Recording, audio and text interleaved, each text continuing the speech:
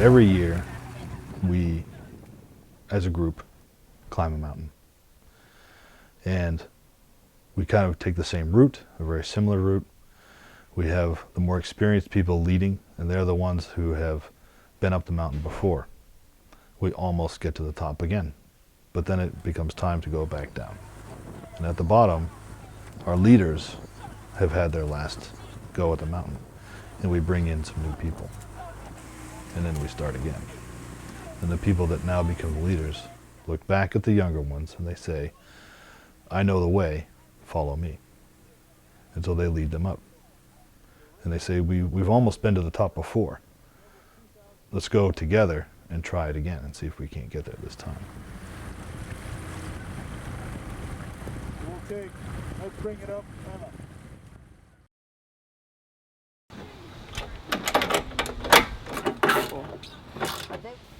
To go 4 years with having the same one beating you and the same 18 losing to you, are they going to feel as though anything changed through those 4 years? It's just a weird history to deal with, you know, being second so many years in a row to the same group. I just refuse to let those years be about Williams. And if I graduate having never beaten Williams, I won't have lost to Williams for 4 years in a row. I'll have been national runner-up for 4 years in a row. So like you are allowed to, we could do this over. We can. And if there's anything wrong at all with the equipment, all right, come in and we can deal with that and we can go back out tonight. We're gonna like do the BWP, it means Bobcats with Pride. It was something that was passed down to us, something that existed well before we got here. So to me, BWP symbolizes all the people that you bring with you anytime you race.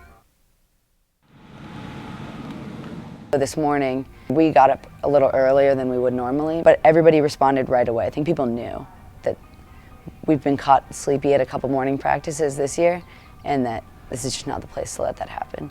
We got down there and then started like a dynamic stretch warm-up. And then from there it started raining. We got the weather delayed.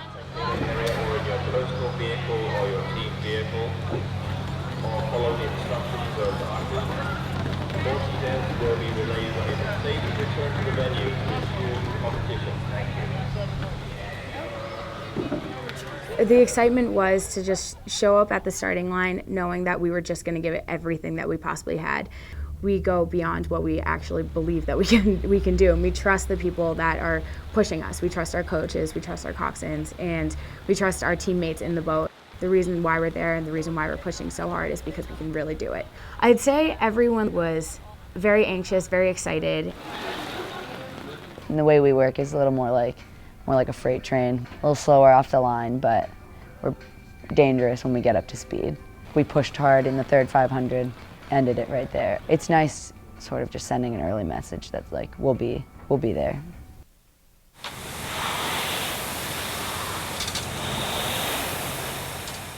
The true boxer does not look forward to winning. She looks forward to fighting. Grand finals for the 2V. That Trinity boat had beaten them at each of the previous two meetings. And they just had this sense of, we know we're better in comparison to them. Not that they knew they should have beaten them, but they just wanted to have a good race against them. They did their job, right? 2V got the points that they were expected to get. They made a challenge for the next spot up. I was in the 2V for this race, and it was starstruck almost. Leading up to it, I was like, oh yeah, it's just another race, whatever. But then getting here, I'm like, nope, it's not another race. This is pretty actually a big deal. That helped me row, being like sitting at the start, like, this is the national championships. Pull. If we're going to win a national championship, the varsity 8 has to win. There's a mixture of like nerves, and you're anxious, and you're also super excited, but then there's this weird, like, intense curiosity. The final's more about taking the risk that you haven't taken thus far, which is pushing earlier and knowing that we'll have enough in the tank for the last 250. If we don't take that risk, we won't win. with Jenna Armstrong, Alexandra Hill, Heather Monty, Mallory Ward, Elizabeth... When the 1V crossed the line and you knew beforehand that they were going to be finishing second, I started thinking of, okay, second place again. That is amazing. We are second in the nation for Division III, but we are second. So it's a little bit hard, a little bit of disappointment, obviously, but it's just motivation for us to keep going into the future and to work that much harder next year. For the first time this year, that boat, when they came to the docks, there was very little smiling. I think they were already thinking about next year. They all work their tails off. They all work so hard. They're all positive. They're all good students. They all want to win, but at the same time, they're not defined by whether or not they do. It's not easy. Second place is not easier than first place. If we do this 15 times in a row, I will be just as happy as if we had won the national championship once. Because to me, this means that the culture of the program is solid. I think that that is much greater value than any one miraculous win. You get your trophy, you get your medal at the end of any major competition, and you need to hold on to it for a little bit. And you say, wow, I did that. I worked hard enough to achieve this.